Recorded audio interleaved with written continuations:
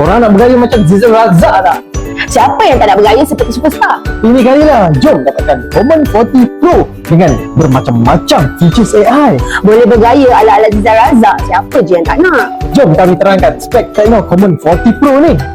Untuk Tecno Common 40 Pro, screen bersaiz 6.78 inch Ultra Bright Curved AMOLED. Support refresh rate sehingga 120Hz menggunakan chipset MediaTek Helio G100F Remake dengan 60 bulan. Lag free guarantee datang dengan 16GB RAM tambah 256GB storage.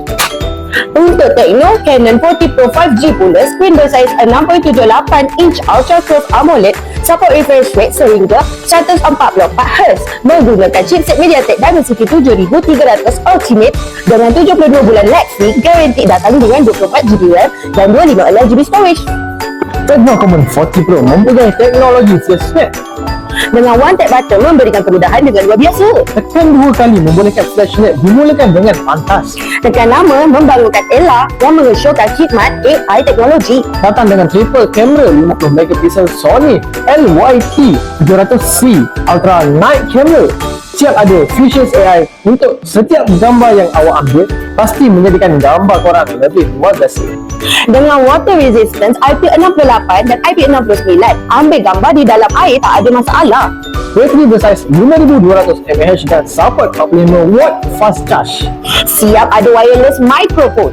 Datang dengan dua warna menarik iaitu Galaxy Black Emerald Lake Green. Wah, hebat betul Tecno Camon 40 Pro ni. Patutlah Zizal Razak jadi ambassador dia. Phone ni memang digelarkan flagship harga dia mampu milik. Harga mampu milik, berapa tu? Tecno Common 40 Pro hanya RM8.9, manakala Tecno Common 40 Pro 5G bermula dari 1099. Ingat, korang boleh dapatkan eksklusif free gift hanya di Outgadget. Korang tunggu apa lagi? Cepat raja kami sekarang. Jangan lupa like, komen dan share.